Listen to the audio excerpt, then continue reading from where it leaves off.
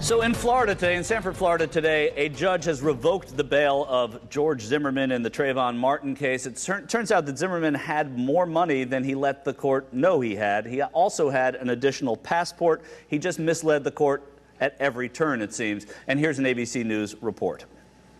George Zimmerman is no longer a free man, ordered to surrender within 48 hours after a judge revoked his bond today. Prosecutors had pushed for detention, accusing Zimmerman of deceiving the court about his finances and a second passport, which he apparently acquired 2 weeks after the shooting. Prosecutors say when Zimmerman applied for a second passport, he told the State Department that the original had been lost or stolen. And new documents showed that Zimmerman had $135,000 in his bank account the day before his bail hearing, in which he declared himself financially indigent. You know, and during that hearing in April, Zimmerman and his wife said nothing about the money. They said nothing at all that they'd raised this $135,000 through his website. And there's even more to it than that. Here's MSNBC's Kerry Sanders.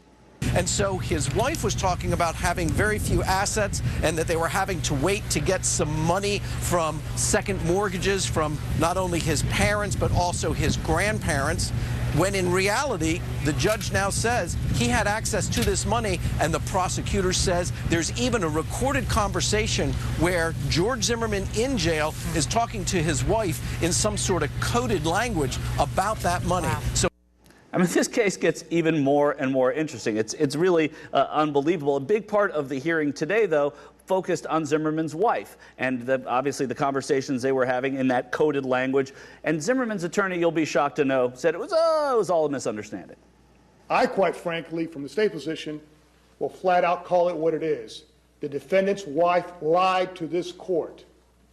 Mr. Zimmerman can't sit back, as I used, again, the euphemism, a potted palm, and let his wife testify falsely before the court when he knew well in advance of that hearing the amounts of money in controversy, nor can he allow his attorney to stand up and make misrepresentations. If deception was their intent, why did they disclose it to me the first day that it was discussed, and why did he forward all of the money I asked him to forward, you know, the day we asked him to forward it? So again, we'll vet that out with the judge when we have a hearing.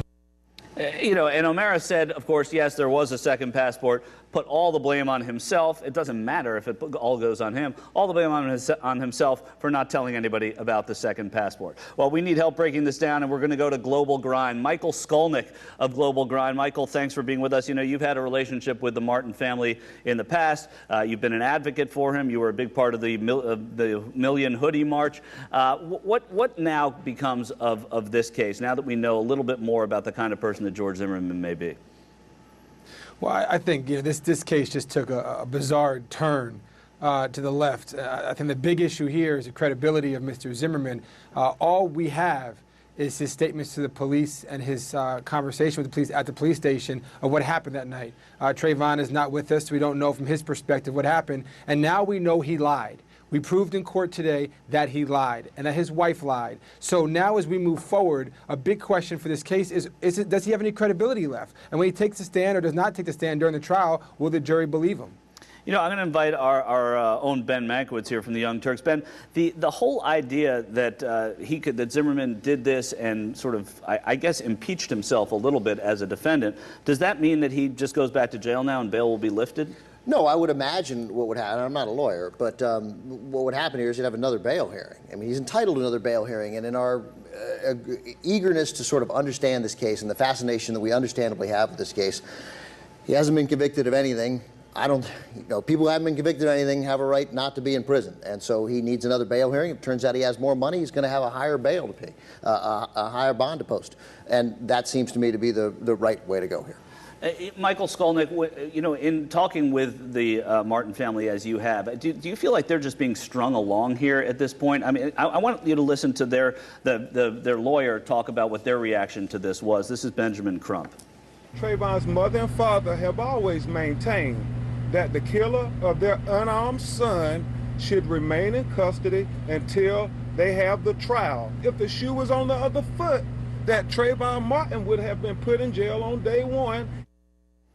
You know, how much of this, Michael, is just showing America how backwards justice can be? I mean, this case they thought would go away. It's not going anywhere.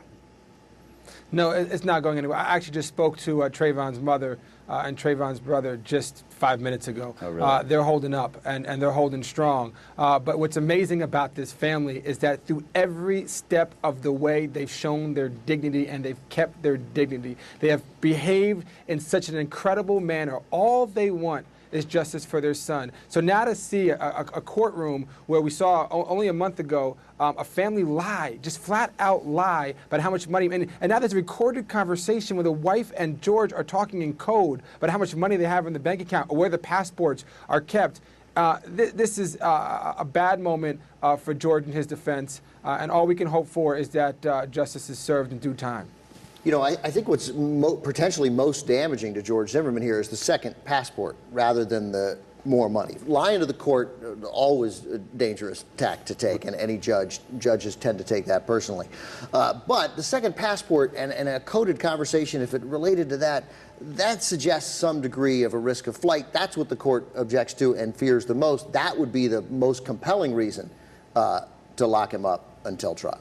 Yeah, and I'm not a lawyer either, but I mean, the idea that I don't think this is the kind of thing that can come up in a trial necessarily, but still, it makes him a flawed defendant.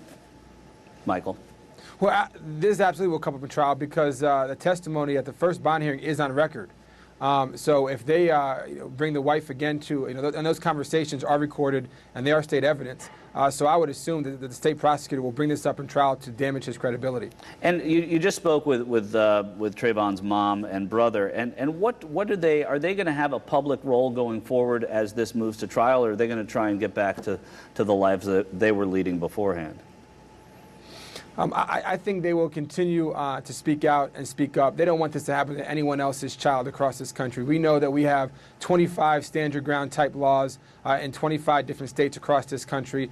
We love to see those laws change. We have 10 pending. I'm here in New York. We have a law here that's pending in New York, like stand your ground in Florida. They're trying to stop happening here in the Assembly in New York. So I think that the Martin and Fulton family will continue to fight across this country to protect children in every neighborhood, in every city, in every community. At the same time, of course, they will put their focus on their child's justice up until the trial begins. Yeah, there were reports coming out that when he was in custody, George Zimmerman had this kind of chummy relationship with a lot of the police, knew some of the police perhaps even beforehand. Is that going to affect the way he's seen in court now, as well as sort of having lied to the court? It's a good question. I think that the fact that they're recording his conversations, I think is pretty normal. I'm surprised that he didn't know that he was being recorded and talking in code. I think he should have known better. I mean, I read the transcripts this afternoon, and he asked his wife, where's my passport? And I recall, and I went back to the transcripts before I got on the air tonight, in that bond hearing, Mr. O'Mara, the first thing he does is he hands the passport over to the judge, and he says, this is Mr. Zimmerman's only passport. And there it was on the tape telling his wife, he says, where's my passport? She says, oh, it's in the safe deposit box. And he says, okay, good, keep it there. Well, there's a bad, look, it's a bad moment for George Zimmerman in the court of public opinion, but there'll be another hearing, and Mark O'Mara, the attorney, will obviously have arguments to counter that. I suspect what's going to happen here is you're looking at a much more significant bond, and they're going to want to see that second passport. Yeah, I was going to say, but it's all Mark O'Mara's fault. Michael Skolnick, thank you so much for being with us. Thanks for the good work you've done from the beginning in this case, and we'll visit with you as the case goes to trial. And Ben Mankiewicz, as always, thank you very much.